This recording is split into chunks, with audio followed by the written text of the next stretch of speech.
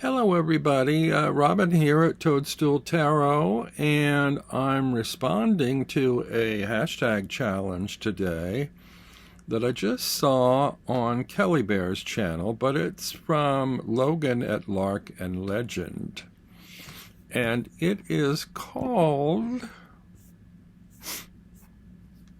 hashtag tarotfirsts. And these are the prompt lists. I think there's 10 prompts. The first one is, what was your first encounter with tarot?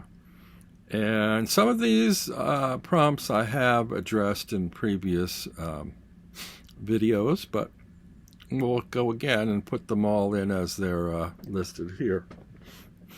So my first home away from home was a summer sublet in 1973 between my years in community college and my third year in a state college. And it was a deck that I had seen at a local head shop that was under the bridge between Pennsylvania and Lambertville, New Jersey, and it was called Now and Then, the Now and Then shop.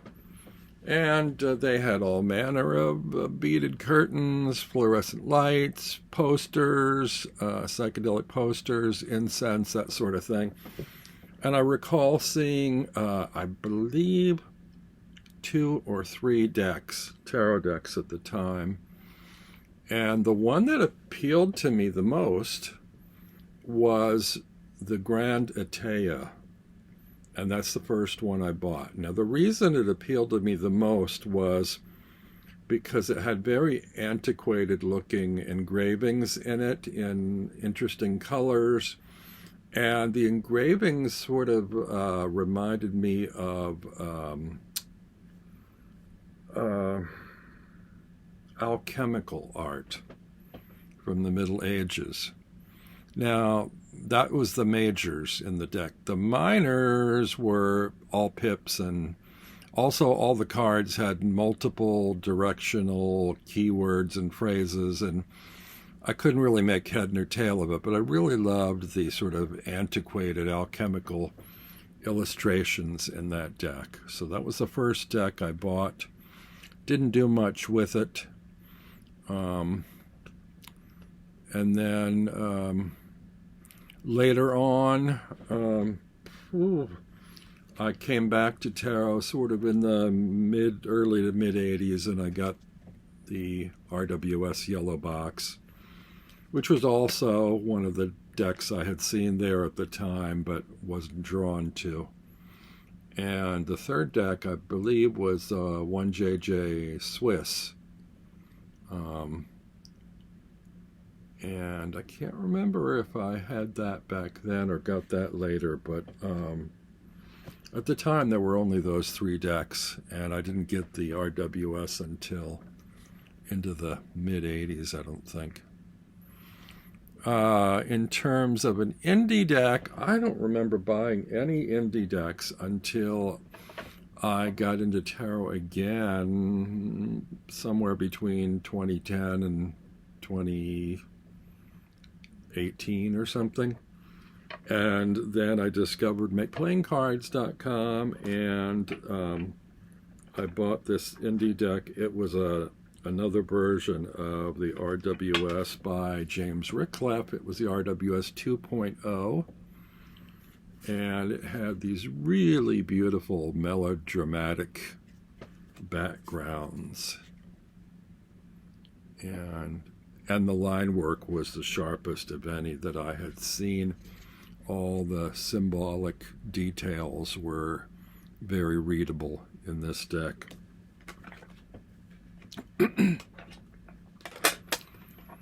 The next prompt is the first Kickstarter deck. Now, I have never sponsored a Kickstarter because I can't manage the wait. It can sometimes take a year or more, or 8-9 months, something like that. And I just can't handle that. I don't have that attention span.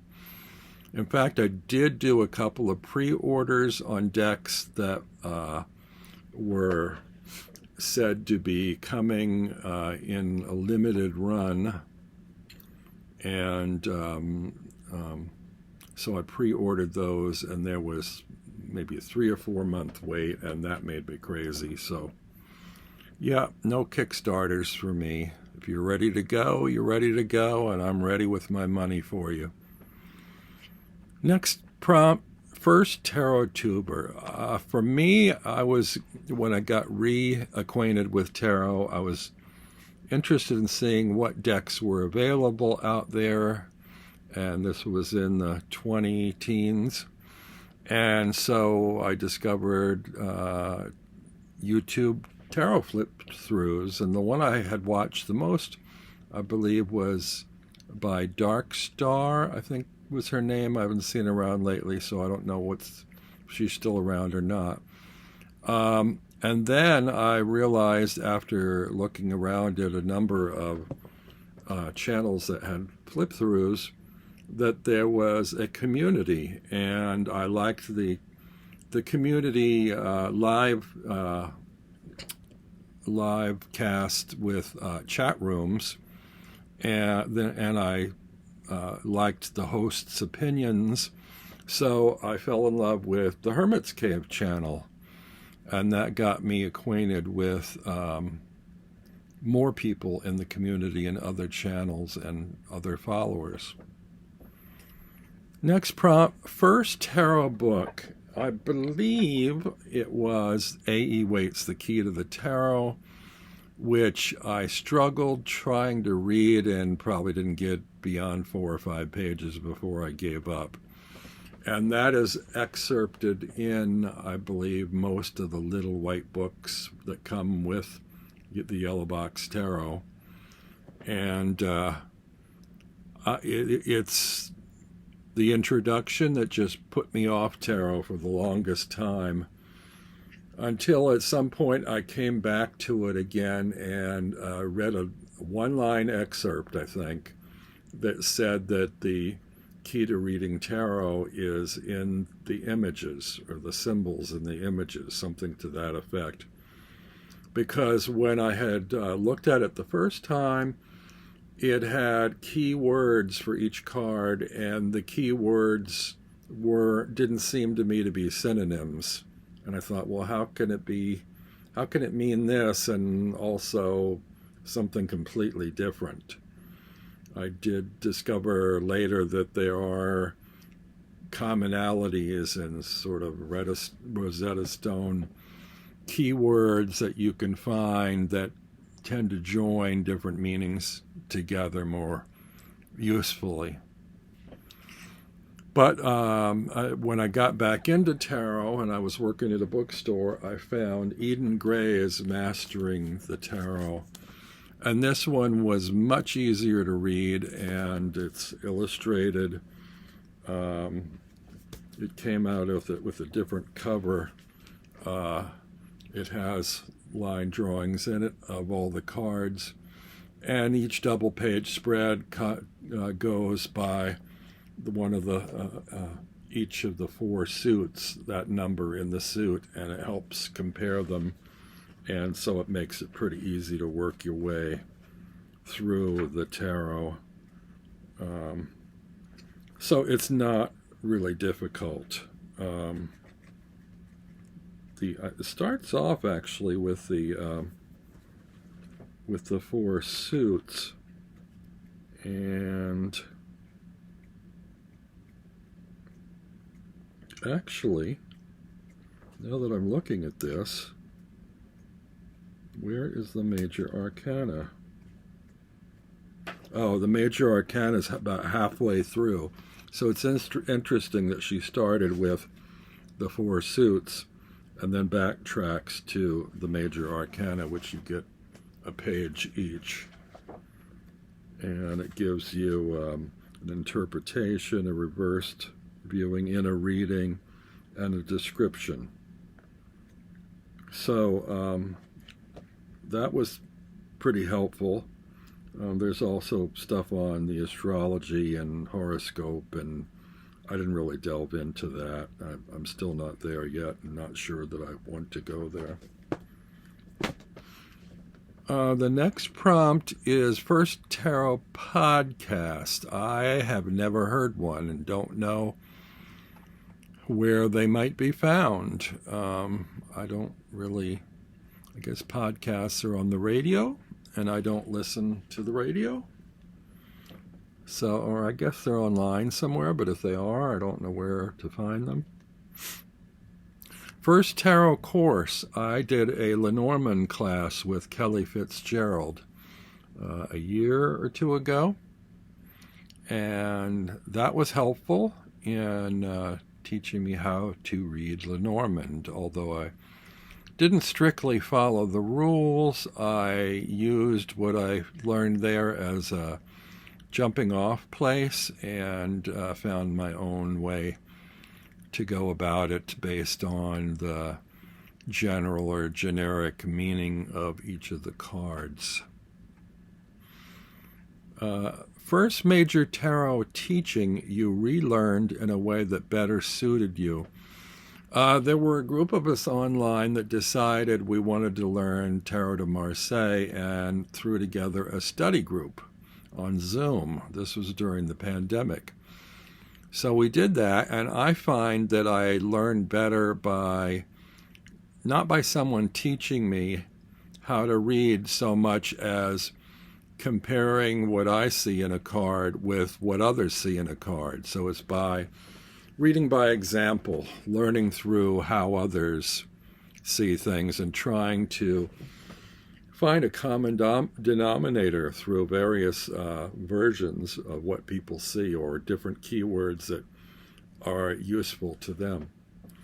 I also learned a lot from the tarot play date that was on YouTube from the channel Jen's Balanced Tarot, where each week she went through a different card in the deck, and it wasn't just the RWS, there were examples from various decks of the same card.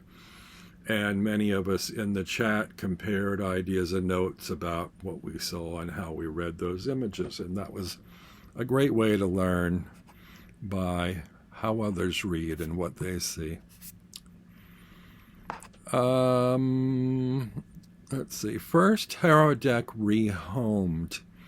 I can't really recall, but it might have been my copy of the Grand Etteilla. I've been debating lately whether I should buy back a copy that I saw on MPC, just because it was an intriguing looking deck, and I don't know if I'm any better suited now to handle the weirdly arranged pips in that deck and the multiple keywords and phrases or not.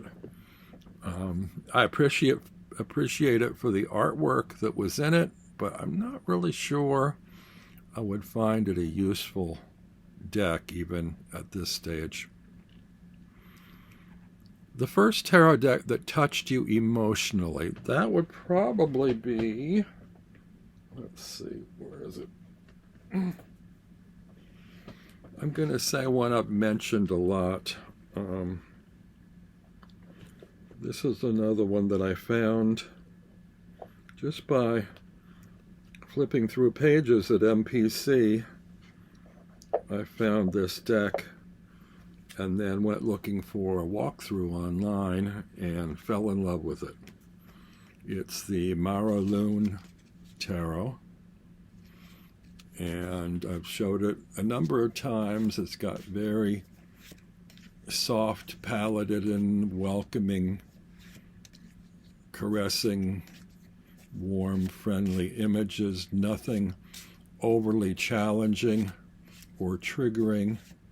It's probably the most diverse deck that I've ever seen, or I should say what I think of as the best version of a diversity in a deck.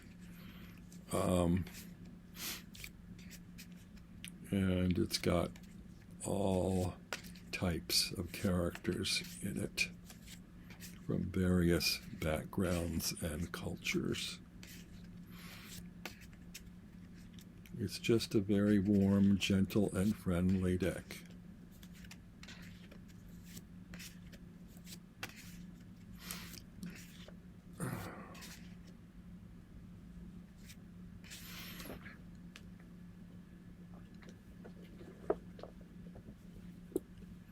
First tarot-inspired artwork that you made. That was after getting to know the tarot for a couple of years, I decided I wanted to try to create my own deck. And I procrastinated probably for a year and a half before I was inspired one Sunday morning to just sit down and plow through.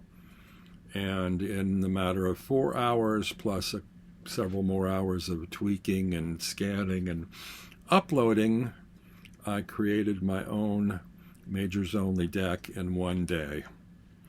And that was the Open Face Tarot. And it was inspired by a lot of images that I saw.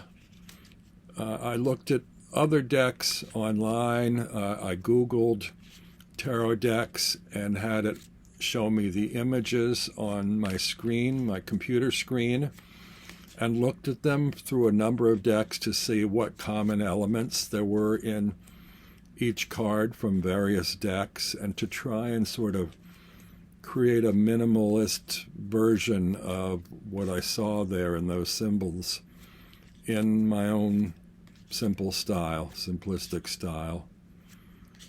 And this is what I came up with. And I had a version with labels on them, but I kind of liked having it a version without labels as long as they were clear enough in the imagery to make out what card they represented in the major arcana. And also without the labels, I felt it was more like an oracle deck that, besides being dictated to what card it is, you could just read that card as what you saw in the imagery. So that was my Open Face Tarot, and actually one of the decks that I used the most, that I drew the most from in helping me create my images, was the Everyday Tarot. Some of you are familiar with this. And some of these are very minimal, sort of simplistic images. But it was a great guide for me to see how to pair an excess of symbols to the bare minimum that's required in order to identify a card in the deck. So those are the prompts. 1, 2, 3, 4, 5, 6, 7, 8, 9, 10. 11. 11 prompts, hashtag tarotfirsts, and thank you to Logan at LarkandLegend. And maybe I will come back and check and see if any of you have tackled this challenge. Till then, I'll see you soon, and be well. Bye.